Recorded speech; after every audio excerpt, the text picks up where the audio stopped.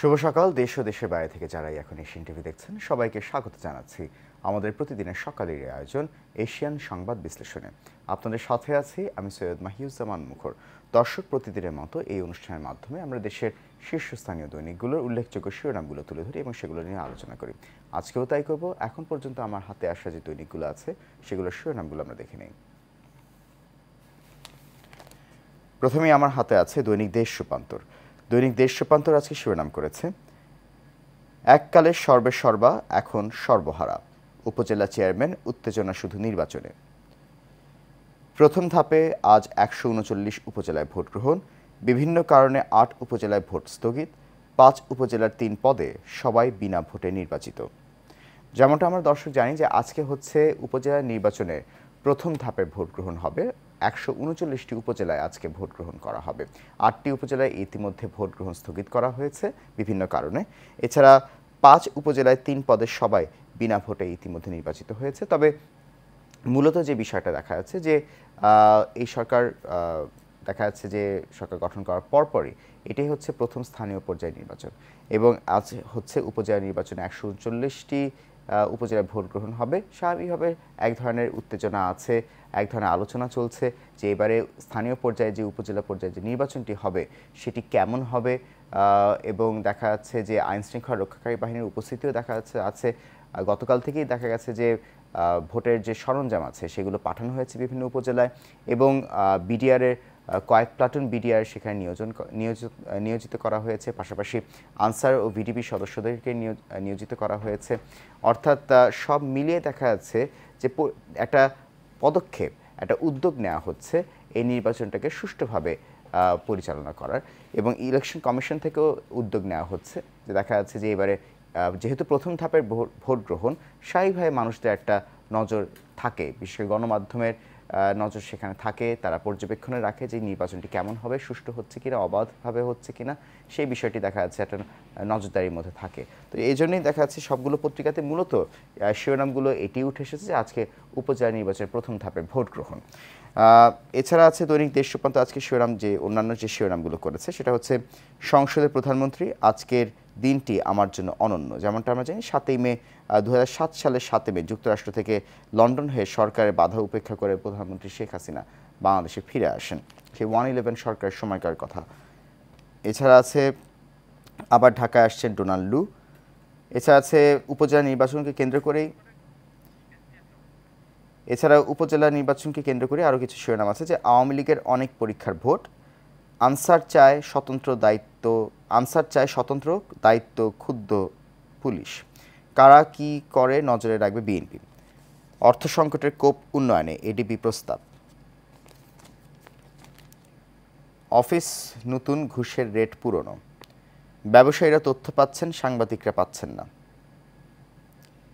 ভোটের আগের দিন ফরিদপুরের প্রার্থী কারাগারে, মশা নিধনে ছিটানো ওষুধ কার্যকরী না, বাস্তুচুরিতে এশিয়ায় পঞ্চম বাংলাদেশ, ভোট পড়েছে ৭.৬%, পশ্চিমবঙ্গে সহিংসতা, লোকসভার নির্বাচন চলছে, এটি ভারতের নির্বাচন নিয়ে একটি ছোট করে একটা শিরোনাম দিয়েছে দৈনিক দেশ রূপান্তর। এছাড়া দর্শক আমরা আরও পত্রিকাতে যাব, তবে এই মুহূর্তে আমাদের সাথে একজন অতিথি যুক্ত আছেন। তিনি হচ্ছেন সিনিয়র সাংবাদিক ও সম্পাদক GGN24.com-এর। তিনি হচ্ছেন AFM লুৎফুর রহমান। জনাব লুৎফুর রহমান, আপনাকে স্বাগত জানাচ্ছি আমাদের এশিয়ান সংবাদ বিশ্লেষণে আজকে অনুষ্ঠানে।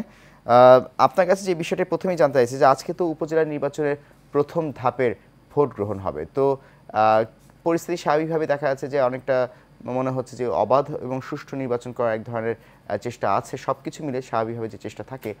তারপরে দেখা যাচ্ছে যে ইতিমধ্যে 8টি উপজেলায় ভোট স্থগিত করা হয়েছে, এছাড়া 5টি উপজেলায় বিনা প্রতিদ্বন্দ্বিতায় নির্বাচিত হয়েছে। সার্বিকভাবে এই প্রথম ধাপের ভোট গ্রহণ উপজেলা নির্বাচনে আপনি কিভাবে দেখছেন বা আপনি কিভাবে বিশ্লেষণ করবেন? আপনাকে ধন্যবাদ এবং আপনার মাধ্যমে সমস্ত বাংলাদেশের এবং বাংলাদেশের বাইরে থেকে যারা শ্রোতারা আমাদের ঘোষণা দেখছে তাদেরকে ধন্যবাদ এবং কৃতজ্ঞতা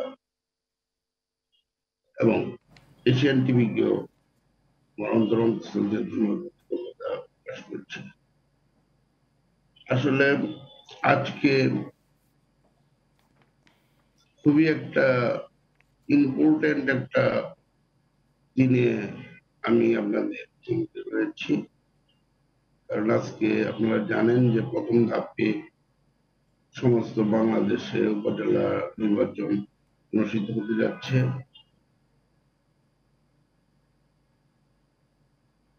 তো নির্বাচনটা কিভাবে অনুষ্ঠিত হবে বা কতটুকু সাকসেসফুলি এটা তার অভিষ্ট লক্ষ্যে পৌঁছাবে তা জানতে হলে আমাদের এখানে আরো 1-2 ঘন্টা সময় আমাদের অপেক্ষা করতে হবে। তো আমরা যত লোক যা আভাস পাচ্ছি সমস্ত বাংলাদেশে শান্তিপূর্ণভাবেই এখন আরম্ভ হয়েছে বা হবে। আসলে প্রকৃতপক্ষে বিষয়গুলি যদি আমরা মোটা দাগে বলতে যাই তাহলে নির্বাচনটা মূলত মানে একটা বাংলাদেশের জন্য আসলে খুব একটা ইতিবাচক কিছু মানে বহন করে আনছে। নির্বাচনটা বলতে কিরকম জানি একটা সাধারণ মানুষের মনের মধ্যে একটা খামখেয়ালি একটা মানে ইয়ে চলে আসছে যে কেন নির্বাচন আপনার মানে কাছে এটা কেন মনে হচ্ছে? আমার কাছে মনে হচ্ছে এই জন্য কারণ নির্বাচনের যে একটা আবহ আমরা অনেক আগের থেকে যেগুলো লক্ষ্য করছি বর্তমানে সেই আবহটা আমার চোখে পড়ে না। যদিও বা আমি দেখছি যে বর্তমান সরকার এবং বর্তমান সরকারের যিনি সর্বোচ্চ পর্যায়ে আছেন তিনি কিন্তু চাচ্ছেন যে দেশের মধ্যে একটা সুষ্ঠু নির্বাচন হোক এবং মানুষজন ভোট দিক। এই জিনিসটা আসলে ওনারা চাচ্ছেন আমার যতটুকু মনে হয়, কিন্তু আলটিমেটলি এই একতরফা ভাবে বা একদলীয় ভাবে যে নির্বাচনগুলি হচ্ছে এতে করে কিন্তু আসলে নির্বাচনের যে মানে একটা যে গ্রহণযোগ্যতা বড় ধরনের সেই গ্রহণযোগ্যতাটা সঠিকভাবে জি, আসছে আচ্ছা, বলে ভোটার আমি উপস্থিতি আপনি কেমন আশা করছেন? ভোটার উপস্থিতি এটা যেহেতু স্থানীয় সরকার নির্বাচন আমি আশা করছি যে এবার ভোটার তুলনামূলকভাবে অন্তত সংসদ নির্বাচনের থেকে বেশি হবে। প্রায় এই তো 50 আপ হবে বা 60% হবে। কারণ এটা যেহেতু স্থানীয় সরকার নির্বাচন সবাই চাবে যে ওই মানে ভোটাররা উপস্থিত হয়ে তাদেরকে ভোটটা দিক। আচ্ছা, জি, প্রার্থীর জি, আমরা এখন নির্বাচন থেকে আমি সরে গিয়ে আমি একটা অন্য বিষয়ে আলোচনায় যেতে চাইছি। এটি গুরুত্বপূর্ণ বিষয়। সেটা হচ্ছে যে গতকাল ৭ই মে ছিল 1/11 সরকারের সময় বিভিন্ন বাধা উপেক্ষা করে প্রধানমন্ত্রী শেখ হাসিনা ৭ই মে বাংলাদেশে ফিরে আসেন এবং প্রধানমন্ত্রী শেখ হাসিনা গতকাল সংসদে এটিও বলেছে আজকের দিনটি ওনার জন্য অনন্য। এছাড়া দৈনিক জনকণ্ঠে যে বিষয়টি দৈনিক আমি যতটুকু জানি সেটা হচ্ছে দৈনিক ইত্তেফাকে উঠে এসেছে, সেটা হচ্ছে যে উনি সংসদে বলছেন যে দেশে ফিরলে বিমানবন্দরে মেরে ফেলা হবে, ওনাকে বলা হয়েছিল। এই বিষয়টি আপনি কিভাবে ব্যাখ্যা করবেন যে গতকাল যে প্রধানমন্ত্রী স্বদেশ প্রত্যাবর্তন দিবস দ্বিতীয়বারের মতো 1/11 সরকারের সময়? আসলে মাননীয় প্রধানমন্ত্রী যে কথাগুলি বলে আমার জানা মতে খুব একটা অযৌক্তিক কথা উনি মানে সংসদে দাঁড়িয়ে বা এমনিতেই বলে এরকম আমার কাছে না, মনে হয় না। ওনার ফিরে আসার বিষয়টি স্বদেশ যে প্রত্যাবর্তন করেন 1/11 সরকারের সময় বিভিন্ন বাধা উপেক্ষা করে, সেই ঘটনার তাৎপর্যকে আপনি কিভাবে ব্যাখ্যা করবেন?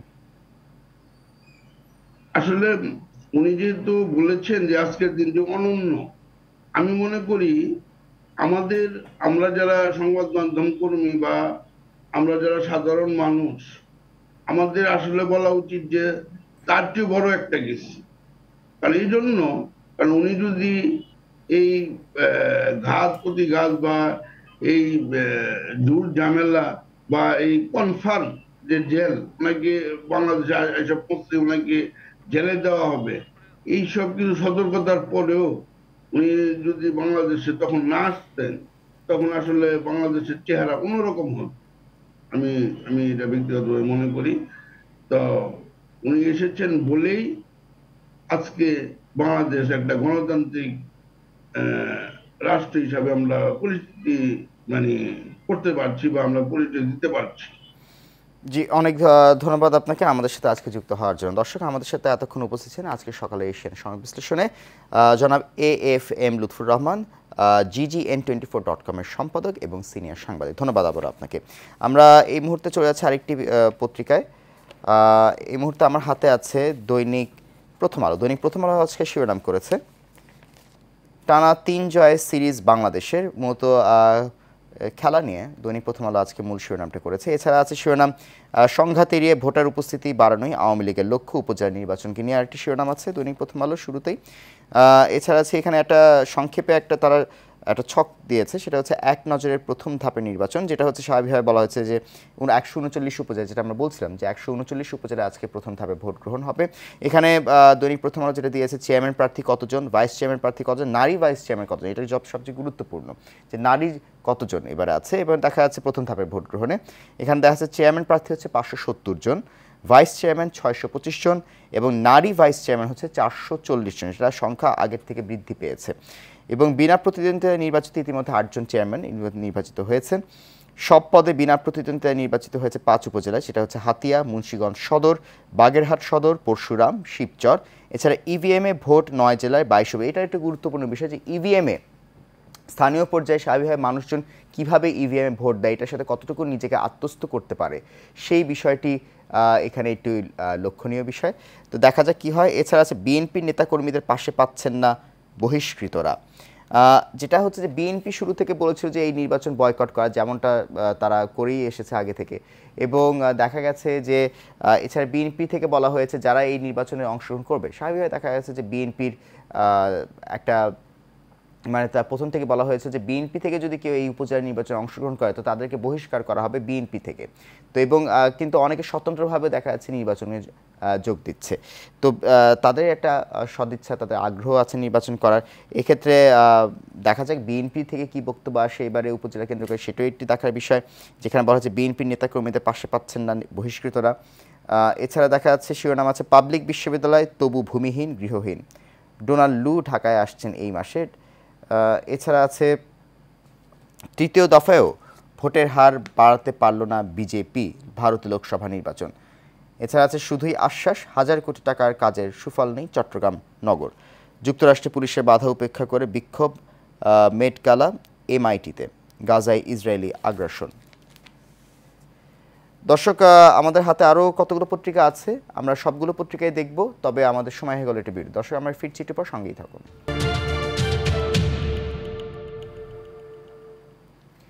বিরতির পর আবারও সবাইকে স্বাগত জানাচ্ছি আমাদের প্রতিদিনের সকালের আয়োজন এশিয়ান সংবাদ বিশ্লেষণে। আপনাদের সাথে আছি আমি সৈয়দ মাহিউজ্জামান মুখর। দর্শক, বিরতির আগে আমরা কয়েকটি পত্রিকা দেখেছিলাম, মূলত উপজেলা নির্বাচন কেন্দ্র করে শিরোনাম। এছাড়া আছে আমরা ইতিমধ্যেই আমাদের একজন অতিথির সাথে এই বিষয়ে আলোচনা করেছি। আমরা চলে যাচ্ছি পত্রিকায়। এই মুহূর্তে আমার হাতে আছে দৈনিক ইত্তেফাক। শিরোনাম করেছে আবারও বাজারের ওপর ছেড়ে দেওয়া হচ্ছে ব্যাংক ঋণের সুদ হার। 139 উপজেলায় ভোট আজ, প্রভাব বিস্তার প্রতিরোধের সর্বাত্মক চেষ্টা, অভিযোগ পেলে ব্যবস্থা CAC। আমাকে বলেছিল দেশে ফিরলে বিমানবন্দরে মেরে ফেলা হবে। 2007 সালের 7 মে দেশে ফেরার বর্ণনা দিয়ে সংসদে প্রধানমন্ত্রী। এছাড়া আছে পশ্চিমবঙ্গে এজেন্টকে মারধর, বোমা হামলা, জাল ভোট, ভারতের তৃতীয় দফার ভোট, ইসরায়েলের দখলে রাফা ক্রসিং, মিশর সংলগ্ন গুরুত্বপূর্ণ এই সীমান্তে ত্রাণ সহায়তায় বাধা, আমেরিকায় ইহুদি বিদ্বেষের কোনো স্থান নেই বাইডেন। এছাড়া আছে 2 ম্যাচ হাতে রেখে সিরিজ জিতল বাংলাদেশ।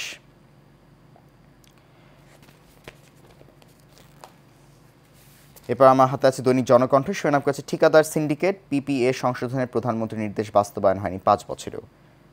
আজ প্রথম ধাপের ভোট, উপজেলা নির্বাচন। মন্ত্রী MP প্রভাব বিস্তার করতে চাইলে তাৎক্ষণিক ব্যবস্থা CEC। নাঙ্গলকোট ও সরিষাবাড়িতে নির্বাচন স্থগিত। বোমা গ্রেনেড উপেক্ষা করে আজ জনগণের সেবা করতে পারছি, সংসদের প্রধানমন্ত্রী। বৃষ্টিতে পুরোপুরি নিভে গেছে সুন্দরবনের আগুন, নির্বাপন কাজের সমাপ্তি। কষ্টার্জিত জয় সিরিজ বাংলাদেশের।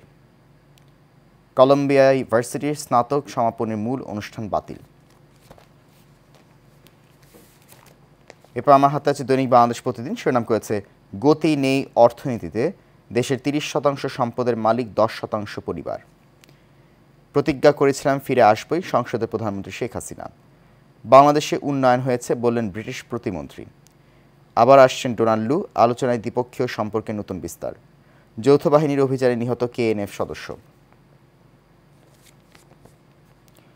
কঠোর নিরাপত্তায় ভোট বর্জনের বিএনপির লিফলেট বিতরণ সারা দেশে।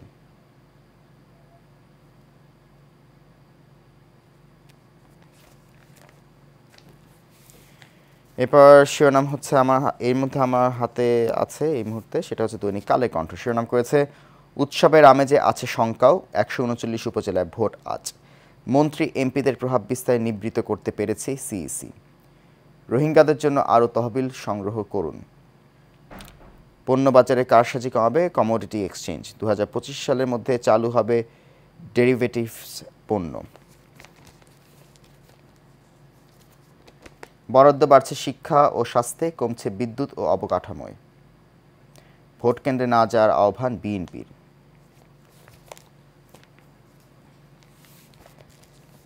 হাতে আছে দৈনিক যুগান্তর। শিরোনাম করেছে একপক্ষীয় প্রার্থীদের লড়াই, প্রথম ধাপে 139 উপজেলায় নির্বাচন আজ। স্বস্তির জয়ে সিরিজ বাংলাদেশের। আসছে 2,65,000 কোটি টাকা ইডিপি।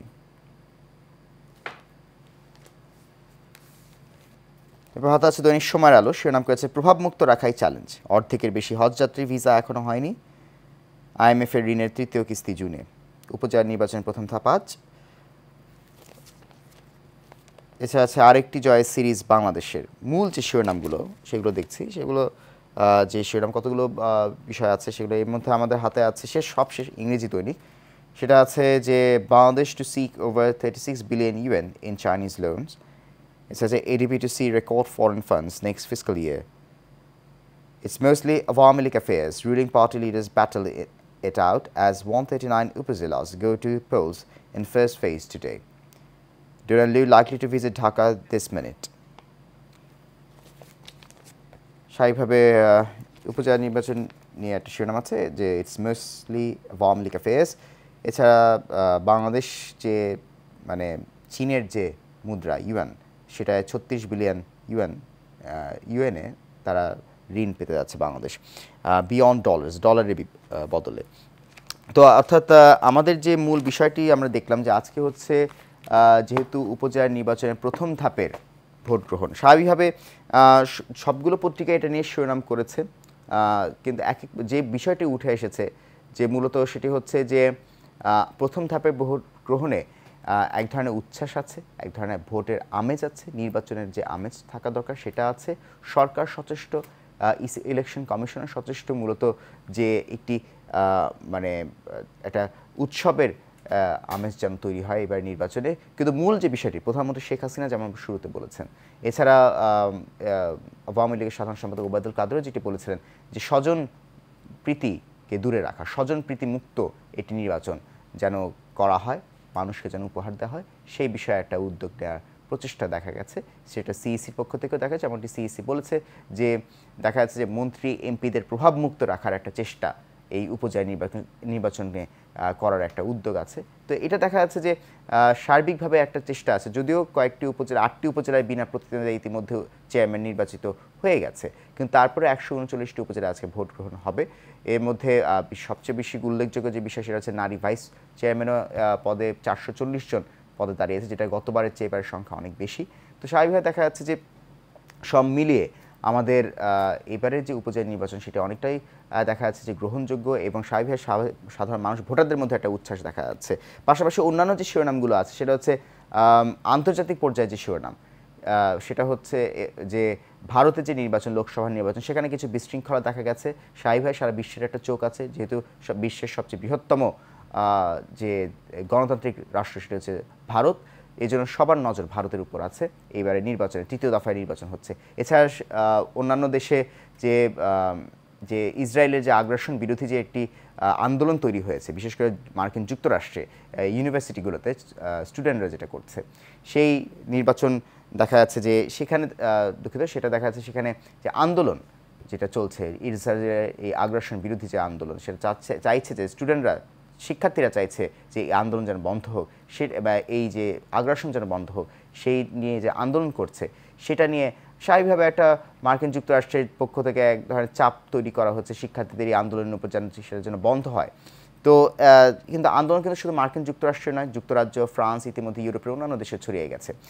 এছাড়া আছে আপনার শাহীভাই আবার দেশের প্রসঙ্গে যদি আসি, সেটা হচ্ছে ডোনাল্ড লু আবার বাংলাদেশে আসছেন।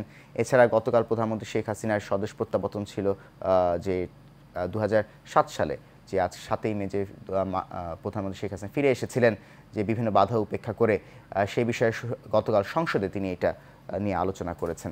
এছাড়া সবচেয়ে আরেকটি এটি ইতিবাচক একটি খবর, সেটি হচ্ছে যে ক্রীড়াঙ্গনে যে বাংলাদেশ জিম্বাবুয়েকে পরাজিত করে সিরিজ জয় করেছে, এটা আমাদের জন্য একটি ভালো একটি সংবাদ। দেখা যাক পরবর্তী T20 বিশ্বকাপ আসছে সামনে, দেখা যাক বাংলাদেশ কেমন পারফর্ম করে। এটা সবাই একটা মানুষের একটা নজর আছে, কারণ এইটার উপর ভিত্তি করেই দেখা যাচ্ছে একটা বিশ্লেষণ করা হবে যে বাংলাদেশ পরবর্তীতে কেমন করবে এই মানে আসন্ন T20 বিশ্বকাপে। তো দর্শক, সব মিলে মূলত এই বিষয়টি সব বিভিন্ন মিশ্র শিরোনামের মাঝেই মূল বিষয়টি সেটা উঠে এসেছে, যেটা হচ্ছে যে আজকে উপজেলা নির্বাচন প্রথম ধাপে ভোট গ্রহণ। দর্শক, আমরা অনুষ্ঠানে একেবারে শেষ পর্যায়ে চলে এসেছি। দর্শক, আজকে এশিয়ান সমাবেশ এই পর্যন্তই। আগামীকাল আবার দেখা হবে। ততক্ষণ পর্যন্ত আপনার সবাই ভালো থাকুন। ধন্যবাদ সাথে থাকার জন্য।